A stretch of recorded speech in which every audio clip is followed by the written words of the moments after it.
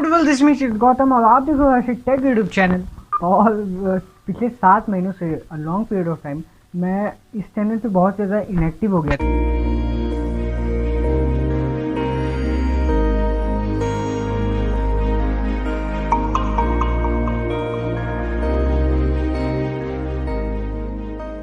So guys, यहाँ पे मैं किसी भी ब्रांड का नाम नहीं ले रहा हूँ और आप प्लीज़ कमेंट सेक्शन में किसी ब्रांड को हेट मत करना। मेरे लिए किसी ब्रांड के लिए हेट नहीं है। ब्रांड अच्छे काम करेगी तो हम अच्छा बोलेंगे और अगर ठीक काम नहीं करेगी तो हम ठीक नहीं बोलेंगे। टॉपिक पे मुझे लगा कि बोलना चाहिए तो मैं आज आ गया हूँ। पहली चीज़ जो यहाँ पे आप लोगों को दिख रहा है 10,000 के अंदर आपको शायद नहीं मिलता है, लेकिन सेल वेल में मिल जाएगा। पहले कुछ दिनों पहले आपको 10,000 के अंदर एक 4 कैमरे वाला स्मार्टफोन मिल जाता था।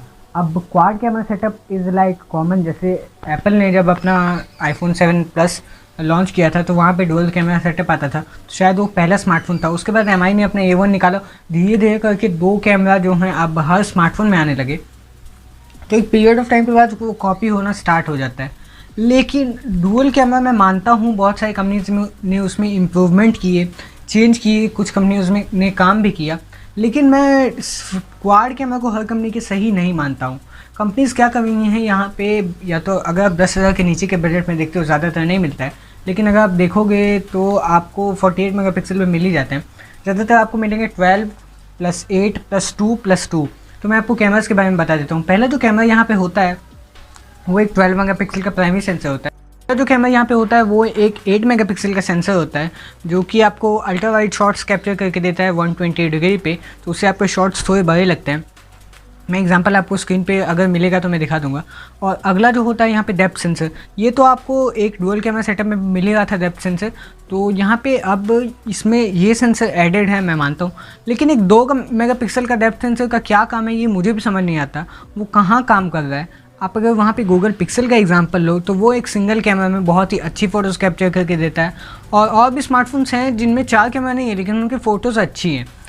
अब डेप्थ सेंसर की यहाँ पे बात करें तो 2 मेगापिक्सल का डेप्थ सेंसर कहाँ, सॉफ्टवेयर से उसको ऑप्ट कर सकती हैं कंपनीज, लेकिन उनको एक हाइप बनाना है क्वाड कैमरा का, जिसका वहाँ पे कोई काम नहीं होता है। अगले सेंसर की बात करें तो वो एक मोनो या मैक्रो लेंस होता है। तो मैक्रो लेंस का काम क्या होता है, अगर आप एकदम करीब से भी किसी चीज़ की फ़ोटो लेते हो तो वो क्लियरली आती है।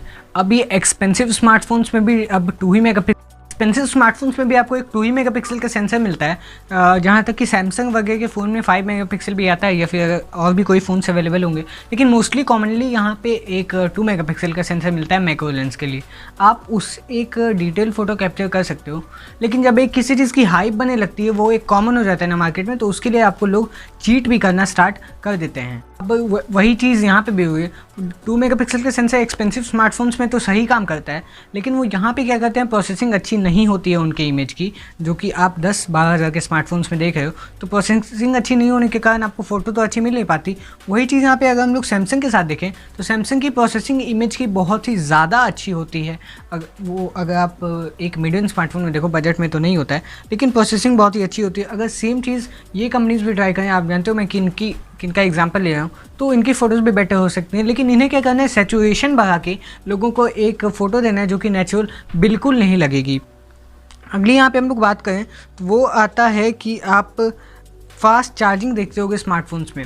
अब मैं एग्जांपल लेता हूँ, बहुत ही पॉपुलर स्मार्टफोन है Redmi Note 7 Pro। बहुत ही ज़्यादा बिका था ये लास्ट ईयर और इसमें एक 18 वाट की फास्ट चार्जिंग आती थी।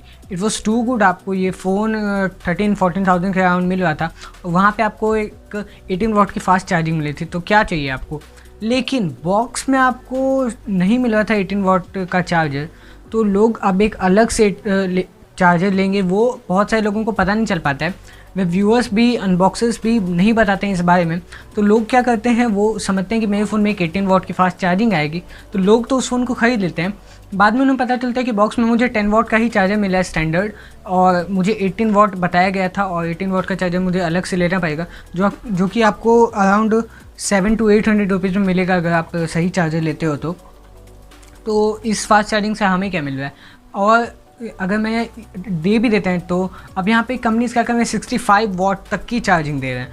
अब क्या ये चार्जिंग सही है, इसके बारे में मैं बात करता हूँ। 65 वाट की चार्जिंग देना एक स्मार्टफोन को, वो हीटअप बहुत ही ज़्यादा करेगा स्मार्टफोन को, क्योंकि ये एक हाई कैपेसिटी है, स्मार्टफोन सस्टेन नहीं कर सकते हैं। आप अगर अपने 20 वॉट 30 वॉट के चार्जर से भी स्मार्टफोन को 10-15 मिनट के लिए चार्ज करते हो यूज़ करने के बाद, तो वो हीट हो जाता है। ऑब्वियसली हीट होगा स्मार्टफोन, लेकिन अब इस चार्जर से क्या होगा, आपका फ़ोन हीट तो एक एक्स्ट्रा होगा ही, ऊपर से जब आप यूज़ करोगे तब भी आपको वो हीट फील होगा। तो इसका क्या फ़ायदा, ये मुझे समझ में नहीं आ रहा है इतनी फास्ट चार्जिंग का। आपको टेक्नोलॉजी और जैसे लिक्विड कूलिंग टेक्नोलॉजी होती है तो वो आपके फ़ोन को खुद ठंडा कर देता है, तो वैसा कुछ आप लाओ, वो भी फ़ोन्स में नहीं आ रहा है। मैं एग्जांपल ले रहा हूँ फ़ोन का, बस मैं नाम नहीं ले रहा किसी ब्रांड का। अगली यहाँ पे बात करें तो न्यू प्रोसेस, अलग अलग प्रोसेसर्स ट्राई कर देती है। अब Redmi Note 8 Pro बहुत ही ज़्यादा पॉपुलर स्मार्टफोन था, I have also used it. तो एक अच्छा स्मार्टफोन था, अच्छा कैमरा मिलता था आपको उसमें, अच्छी बैटरी मिलती थी, आपको एक कंप्लीट पैकेज मिला था वहाँ पे। तो आपको क्या मिला था उसमें, एक MediaTek Helio G90T processor. G90T was a really good processor, बहुत ही अच्छा, उसका स्कोर ऑलमोस्ट 3 lakhs तक जाता था अंतुतु का। तो एक अच्छा प्रोसेसर था, मैं भी मानता हूँ। गेमिंग तो वो एक अलग ही लेवल तक ही कर सकता था, लेकिन वो एक MediaTek था तो हीटिंग की प्रॉब्लम थी। क्या हम लोग उसके बारे में बात नहीं कर रहे हैं। कंपनी ने क्या किया कि उस जी को उठाया और अपने फ़ोन्स में देना शुरू कर दिया। अब एक ब्रांड फ़ोन लॉन्च करती है जिसका प्राइस है 8000 रुपीज़। आप भी जाने मैं किसकी बात कर रहा हूँ। अब 8000 में वो आपको एक G70 प्रोसेसर दे रही है। अब मैं नहीं कहता हूँ कि G70 एक बहुत ही बुरा प्रोसेसर है, लेकिन अगर आप टर्म्स ऑफ यूजेज देखते हो, बाकी यूट्यूबर्स की मैं बात नहीं करता हूँ, मैं अपनी रियल लाइफ यूजेज अगर बताऊँ G70 से, तो वो एक आपको लैग देगा जब आप उसमें एक्स्ट्रा ऐप्स डाउनलोड करोगे। और वो एक MediaTek है तो ऑब्वियसली उसमें हीटिंग की दिक्कत तो होगी, बहुत ही ज़्यादा हीटिंग की दिक्कत है उस प्रोसेसर में और हाल उस फ़ोन में। मैं आपको एक ऑनेस्ट रिव्यू दे रहा हूँ, मैं कोई भी बायस नहीं हूँ, मुझे किसी कंपनी ने पे नहीं किया इस चीज़ के लिए, तो मैं एक अपना ऑनेस्ट रिव्यू दे रहा हूँ, तो आप जो भी समझो। और फिर एक फ़ोन आता है 730G के साथ, और वहीं पे एक फ़ोन आता है 720G के साथ। तो 720G और 730G दोनों ही बहुत ही ज़्यादा नए प्रोसेसर थे। अब एक कंपनी उसी एक फ़ोन लॉन्च करती है उसी प्राइस रेंज में जिसमें वो 730G देती है, और फिर उसी प्राइस में एक और प्रोसेसर लॉन्च कर देती है जिसमें वो 720G देती है। फिर उसी प्राइस में एक और फ़ोन लॉन्च कर देती है जिसमें वो G90T देती है। फिर कुछ ही दिन बाद उसी प्राइस में एक और फ़ोन लॉन्च कर देती है जिसमें वो एक और चीज़ ऐड कर देती है जो कि होता है 90 हर्ट्ज़ का डिस्प्ले। इसके बारे में बाद में बात करेंगे। तो ये कंपनीज करना क्या चाहिए मैं ये नहीं समझ पा रहा हूँ। एक ही प्राइस रेंज में 1500 के प्राइस के डिफरेंट में वो एक अलग अलग स्मार्टफोन लॉन्च कर रहे हैं। अगर उनको अपना पोर्टफोलियो स्ट्रॉन्ग करना है तो वो एक अच्छे स्मार्टफोन बनाए। अब एप्पल ईयर में 2 स्मार्टफोन मैक्सिमम लॉन्च करती है, वन प्लस ईयर में 2 स्मार्टफोन, हालांकि इस बार उसने भी नॉट लॉन्च कर दिया अपना नया सीरीज़, खैर, लेकिन ज़्यादातर स्मार्टफोन ब्रांड ऐसा नहीं करते। अब कुछ स्मार्टफोन कंपनीज़ है जो हर महीने ही हर वीक में आपको एक नया फ़ोन मिल जाएगा, फिर आपको लगने लगा कि मेरा फ़ोन पुराना हो गया। अब एक स्मार्टफोन निकाला था उन्होंने अराउंड 13,000-14,000 रुपीज़ का, फिर कुछ ही दिन बाद उन्होंने उससे थोड़ा बेहतर स्मार्टफोन निकाल दिया। तो आदमी 1000 पे करके ऑब्वियसली ज़्यादा अच्छा फ़ोन लेना चाहेगा, तो कंपनीज़ ने उनको मजबूर किया कि या तो आप अपग्रेड करो या फिर आप उस फ़ोन के साथ खुश रहो। तो ये क्या है, आप अगले साल फ़ोन लाओ, कुछ महीने बाद फ़ोन लाओ, लेकिन उन्हें सेम वीक में फ़ोन लॉन्च करना है। तो इतने सारे फ़ोन्स लॉन्च करना भी मुझे बेवकूफ़ी लगती है। अगली बात यहाँ पे करें तो डिस्प्ले एक बहुत ही वाइटल रोल प्ले करता है यहाँ पे किसी भी स्मार्टफोन के लिए। अब मैं जो यहाँ पे फ़ोन यूज़ कर रहा हूँ इसमें आती है एक super AMOLED full HD plus display. अब ये फ़ोन अराउंड 20K का है, तो 20K का ये फ़ोन है तो इसमें अच्छी डिस्प्ले आ रही है। लेकिन अगर हम लोग यहाँ पे 10-12 हज़ार के फ़ोन्स देखें तो पहले अगर आप देखो तो वहाँ पे मिल रहे थे। मैं एग्जांपल लेता हूँ, ऑनर का एक फ़ोन आया था, हालांकि अब ऑनर सेव नहीं है, फिर भी हम लोग बात करते हैं। ऑनर का एक फ़ोन आया था 9 लाइट, अब उसमें आपको फुल HD प्लस डिस्प्ले मिली थी 11,000 में। सभी कंपनीज ऐसा ही कर रही थी, रेडमी के भी फ़ोन्स में आपको मिल रहे थे, रियलमी के भी फ़ोन्स में मिल रहे थे, सभी कंपनीज दे रही थी अपने फ़ोन्स में एक फुल HD प्लस डिस्प्ले। लेकिन अब कंपनीज ने क्या किया, नहीं हम आपको डिस्प्ले नहीं देंगे क्योंकि आपका फोकस डिस्प्ले पे नहीं है। आपका फोकस कहाँ है, तो आप फोकस कर रहे हो कैमरा पे, बैटरी पे, आपका फोकस डिस्प्ले पे जाता ही नहीं है।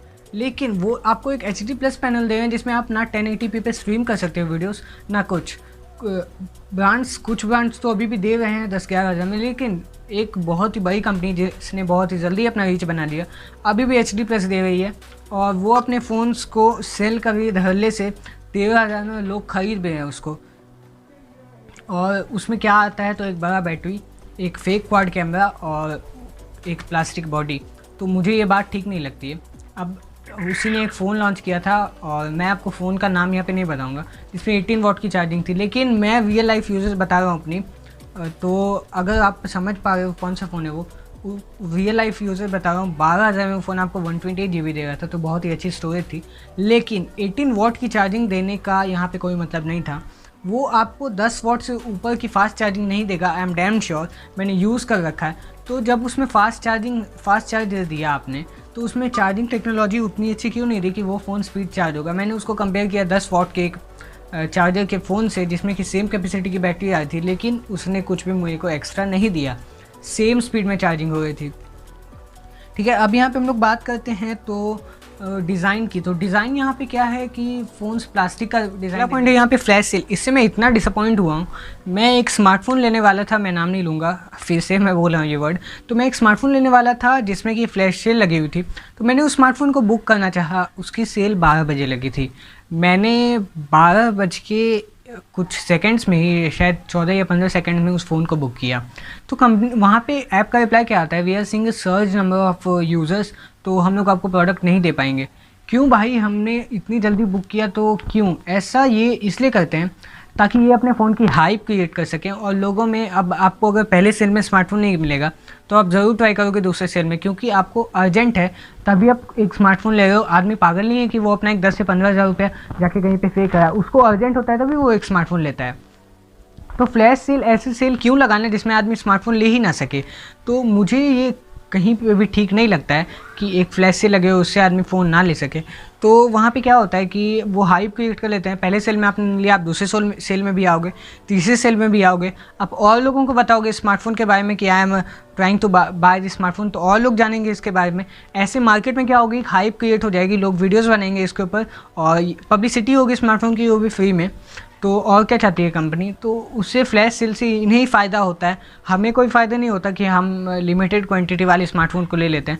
बुक आप देखोगे तो हर बार 50 से 60 ही फ़ोन्स हो पाते हैं, लेकिन उन्हें दिखाया बहुत ही ज़्यादा जाता है। कहाँ जाते हैं वो फ़ोन्स? मैं यही पूछना चाहता हूँ कंपनी से। और आज की वीडियो में इतना ही, मिलूंगा आपसे ऐसी किसी अगली वीडियो में।